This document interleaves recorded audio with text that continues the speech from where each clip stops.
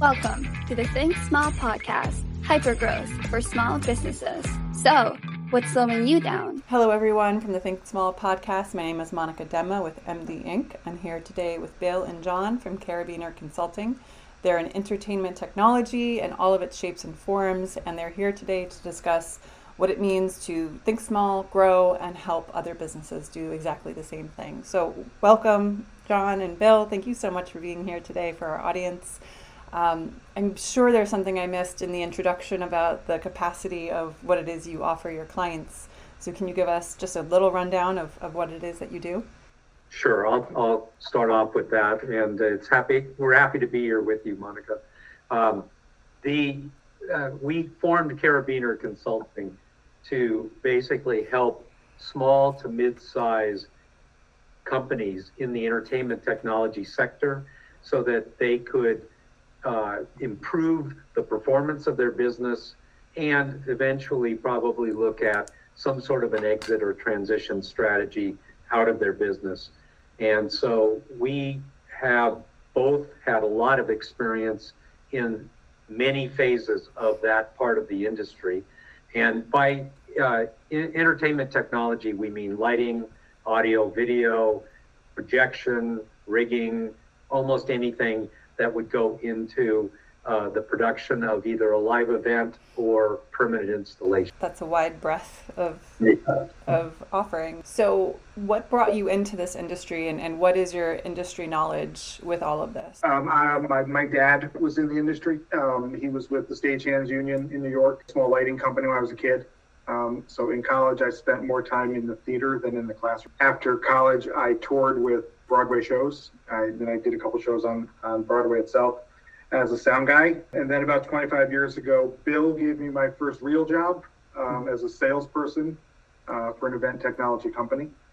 And I've been involved with it ever since. Fantastic. So you were a Broadway savant turned sound guy and turned sales. Yeah, turned sales, turned operations, use of the economics degree to jump into the finance side, and really for the last 20 years I've focused on the finance side of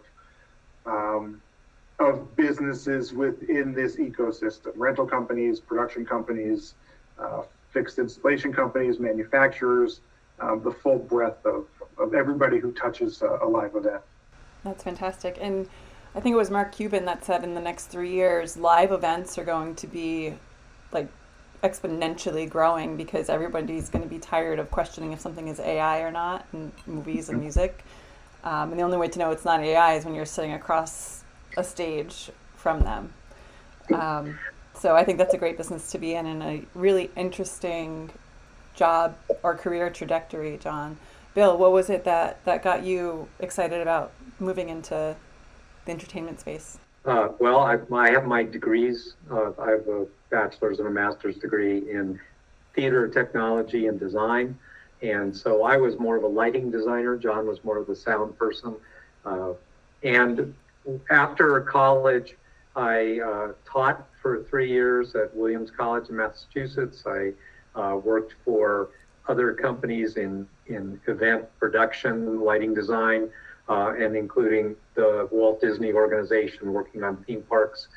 But in the mid-'80s is when I transitioned into what I call the commercial side of the business. And so entered the dark side from the creative side. And since then, I've been involved with all kinds of companies, whether it's a manufacturer, a reseller, a distributor, a systems integrator, even a design firm here and there. And so by doing that, I was able to work in many different fields, primarily sales, probably, I would say, throughout my career, but also higher levels of general and executive management. And so that gave me a lot of experience in many different facets of the industry. Okay, so it sounds like you have, many connections through the breadth and depth of your career trajectory. You have these different pockets of, being a subject matter expert in its own right. So when we're looking at Carabiner Consulting, what is it you are hoping to do for your clients? And then we'll talk about what it is you hope to do for your business? I'll start with that and say that I think that what we're trying to do is John and I both, through our careers, have experienced many different kinds of companies, some very successful, some more distressed. We've worked on turnaround situations. We've worked in mergers and acquisitions of companies, both from the being acquired side as well as being the acquirer side. And so throughout all of that, what I think happened is that John and I both have a really good understanding of what the financial side of the business, what the financial world is looking for in a company. And most of the people that we're going to deal with these small to mid-sized companies don't have that same sort of understanding of the financial and business operations side of the company. And so what we are is we're the translators, we're the guides.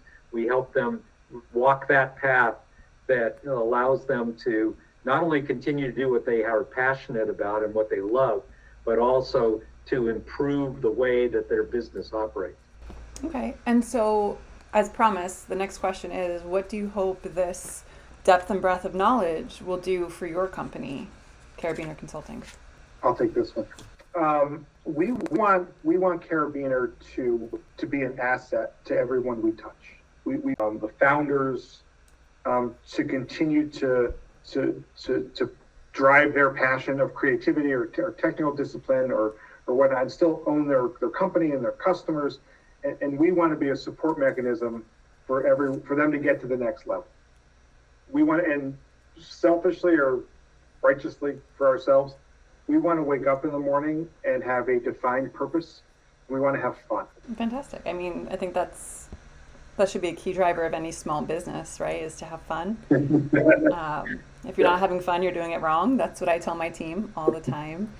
I'm also in a creative field of being a CMO for some organizations, working as subject matter expert in others, and it's the clients that have the most fun that also have the most success. Because when you take it too seriously, you should take your business seriously. You should take the numbers seriously in all of this. But if that's all you're focusing on, you're missing the forest for the trees. Bill, you alluded to smaller companies or small to mid-sized companies not necessarily having the financial prowess or background to be able to achieve that next step. So why do you think small companies don't have these insights and this background? Well, in many small companies, the owner was the founder of the company, and they took on the idea that they needed to do lots of different things. They needed to fill many different roles within a small company, and so they've gotten used to that, and they own it. They take responsibility for all of those things, and in some cases they do some of them well, and others they don't do quite as well. And I think they instinctively know that at a certain point, in order to scale the company, they need to bring in some more professional expertise or management skills. And I think they're afraid of the cost structure associated with it. And also, I think they're afraid of the loss of control. Mm. And so what we're trying to present to them is that our company can provide them with some of those services almost as fractional executives for them, if you want to look at it that way. Yeah. And they can afford us, because of that. And we don't want to take away their company from them. We don't want to take away the ownership of it. Right. So you come in and act as a financial advisor or consultant. Is that right? It's deeper than just the financial side. It's really across the operation spectrum. It's sales in the commercial side. It's overall business strategy. It's certainly financial strategy and cash flow management. And really everything else that touches it. I use the analogy to a bento box. I was making lunch for my son one morning, and I said, "Oh, this is a business in a box. Right here, we've got accounting and finance, we've got sales, we've got fulfillment and procurement, we've got operations, we've got HR and IT, and we can touch every bucket of that bento box, however we need to for any individual business to pull the right levers to accomplish certain goals. I know that sounds all kitschy, but that's really what it is. It's a toolbox that can get a business from where they are today and hopefully into a better position where there's more value creation for an exit in 3 to 5 years down the road. So you used an interesting set of words, John. You said pulling levers. So is that where Carabiner comes from in the Carabiner Consulting? So Carabiner comes from when we have different opinions on this. I liked Carabiner because it connected where we are geographically to the mountains, and the Carabiner is a mountain tool.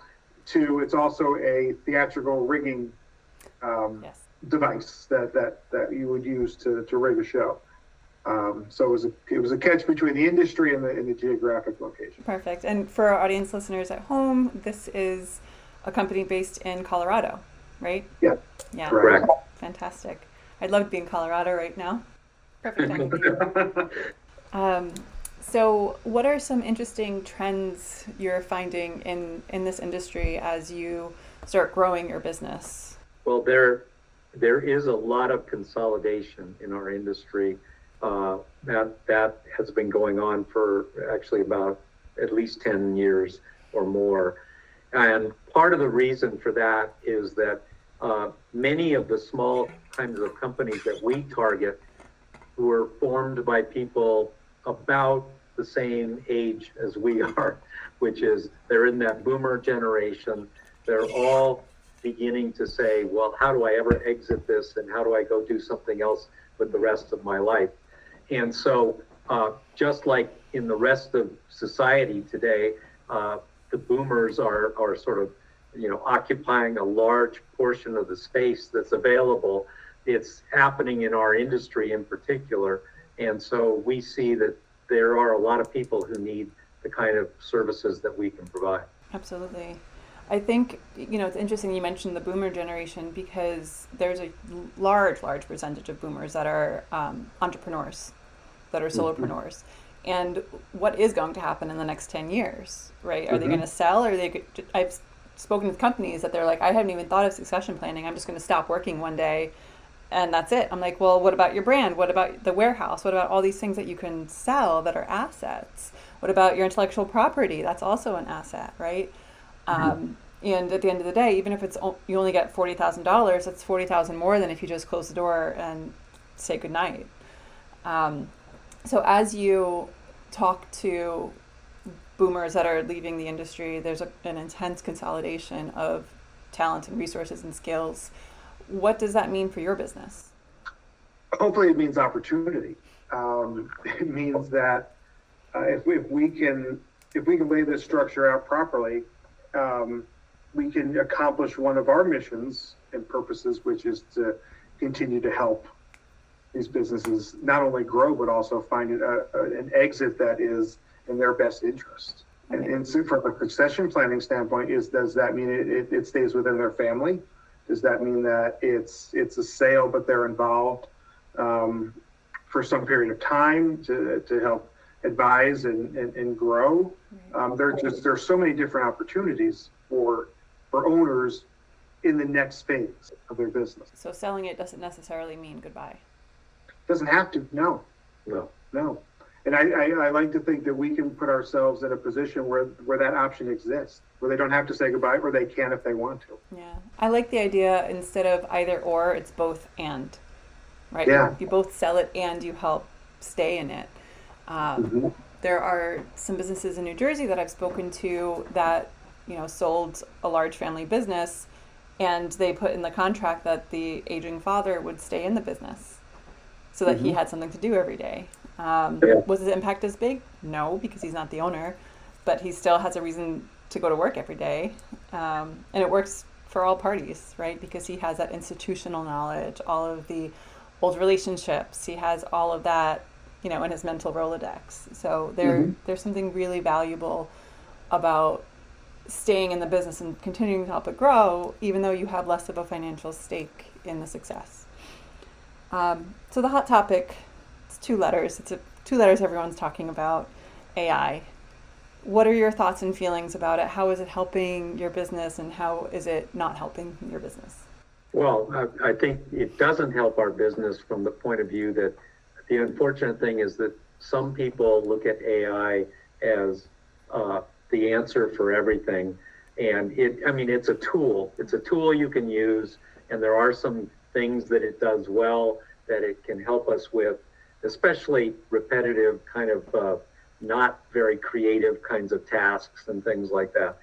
But unfortunately, there are a lot of business owners who probably think, well, if I just go on AI and I look up all the things that these guys say that they're going to do for me, I can do it for a lot less money than I would have to pay them. Right. What do you think about it, John? To have the human discipline to do it. Right. So there's a saying that AI won't replace executives, but it will replace executives who don't use AI. I believe that, but again, I don't think it's going to.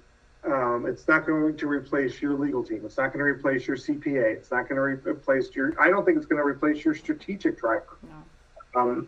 From a task-oriented standpoint, there are tremendous benefits if used intelligently. Right. Intelligently is the key word in this sentence. There's also the security risk about putting your financial information into AI and saying, give me this model. There's so much gray space in the legality and the coverage that people get from a legal standpoint, right? Like if you're my CPA or my financial advisor and you put all my information in AI and it's unsecured, I'm at risk. Unknowing to me, I'm at risk. And I would say the older generations, and even the younger generations, Generation X doesn't understand necessarily the implications of that. And perhaps the older generation's like, oh, let me just do it the easy way. And because it's available to me right now and it doesn't cost me, $150 an hour. And then they open themselves to so much exposure, which is potentially detrimental to the sale of a business. Yes. Yeah. The other issue that comes into play is that the entertainment industry is really very relationship driven. It's a people to people kind of a business. People rent from or buy from or work with people that they want to work with, that they know are going to help them and support them with meeting their goals and things like that. Right. And I just don't think that AI still does the relationship side very well. You know what I mean? Yeah. You still have to eventually, one of the things I always tell employees is that after the third time that you send an email exchange back and forth on the same topic, just pick up the phone or walk over to the other person's desk and talk to them about it. Yeah. Don't keep trying to do it. Email is great for transmitting information. It's not great for decision making. Or comprehension. Right. Mm-hmm. Yeah. And I think you're very generous with the 3 emails. For me, it's 1, maybe 2. Yeah. I've got patience. Yeah. My go-to phrase is help me understand what you're trying to say. Right. And it's not diminishing that. And at the same time, people who have AI write their emails for them, there is no consciousness in AI at the moment, as of this recording in June of 2026. And consciousness sometimes implies that there's feeling, emotion, logical decision-making, and gut feelings, right? Mm-hmm. There's none of that in a software, hardware implementation. So no matter how well you try to train it, you're right. There's no replacement. Immediately when an email or any other narrative has been crafted in AI. Yeah. It lacks that heart essence, in my opinion. And so many people in my industry of, content marketing try to use AI for exactly that. And you spend as much time editing it to sound like a human as you would just writing it as a human. Yeah, that is interesting. It really is. The other thing is that AI is only as good as the data that you give it to look at.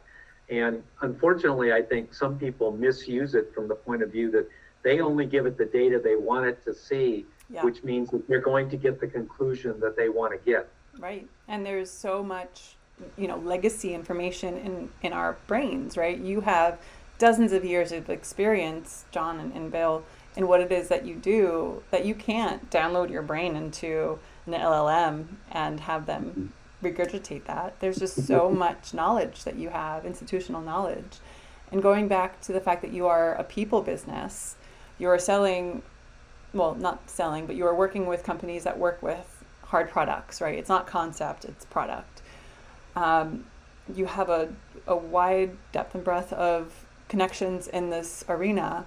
What does it look like as you're growing the business to find a client? Are they referral based? Are they word of mouth? You're picking up the phone and calling all your old contacts and saying, are you succession planning? Are you looking to retire? What is your growth plan in that way? Well, I think that referrals are going to be very important to us. And you're right. I mean, we know a lot of people. There's a lot of people in our industry that know us and actually like us a lot and think that this is a great idea for us to do this. And so now we just need to turn that into, opportunities that we can pursue. I was going to use the quote from the original Top Gun movie, which is the whole baby boomer situation, the whole consolidation of our industry, all that kind of stuff, it makes it a target-rich environment for us. Mm-hmm. We have many more ideas of people that we can go talk to than we have time to even get to at this point in time. Right time, right place. That's half the success of a business, right? A microprocessor would do no good to somebody 100 years ago. Yes. Right. Interesting. What would your answer be to that same question, John? How are you looking to grow and expand Carabiner Consulting? Look, I think all of the above. I think that it's certainly referral based. In the last couple of weeks, we've had a handful of people say, "Wow, what a wonderful idea," which is exciting because it gives us that we want to be happy at work, we want to be productive, we want to have purpose. Right. It's all the above. It's a lot of referral. It's going to be a lot of reaching out to old colleagues and friends and acquaintances, and then at some point, there's going to be a pivot into another market. I know that we can. This is something that is repeatable, not just in this live entertainment technology space that we know so well. There's a big network out there. Fantastic. So we like to ask this question of all guests. You have this plan, this idea for growth with referrals, with switching the market to a new market or expanding the market reach. What's stopping you? Right now, time, probably more than anything else. This is an enterprise that we started, but we actually are still working with the company where John and I came together here in Colorado. And we are still working with them. We're trying to transition that over into more of a consulting role. So it's really just a question of time, more than anything else, I think. John, what would you say the answer is? It's definitely time. It's, we now share an office here and we sit and we kick ideas back and forth. And it's, okay, when are we able to break off and put this down on paper, right, and start contacting all of these people that we know would be so excited to hear from us. Mm-hmm. That's good. Incredible. Isn't it nice to know there's a list of people out there that are excited to hear from you? That are your family. You can imagine. It helps us get up in the morning. Yeah. There's weight to that, right? Being likable, being respected, someone excited to answer your call or you excited to call them. Again, if it's not fun, is it worth doing? Probably not. We have this one beautiful life to live. You gotta live it well. So do you have any closing thoughts that you want to share? Well, I would say that one other thing that I believe is going to be important to us as we try to grow and expand the business is the fact that what we have found through our own experience is that companies that provide information to people, a lot of almost free, complimentary, knowledge and information. They offer programs and training. They offer blogs. They offer white papers, all those kinds of things. And this is, I'm not telling you anything new in your marketing role. This is what gets you followers on social media. This is what keeps everybody interested in wanting to see what you're doing and where you're going to go next and things like that. Building your own buzz. Yeah. Yeah. Okay. Well, thank you, gentlemen. Bill, John, I appreciate your time today. Our listeners also appreciate your time and your insight. As you continue to grow Carabiner Consulting, I look forward to seeing what happens in the next year, 5 years, 10 years. And if our listeners want to reach you, I'll provide some information in the show notes so that they can contact you and hopefully ask you some questions of interest. So thank you both again. My name is Monica, as a reminder, for the Think Small podcast. Thank you all for listening, and I hope you have a beautiful afternoon. Welcome to the Think Small podcast, hypergrowth for small businesses. So, what's slowing you down?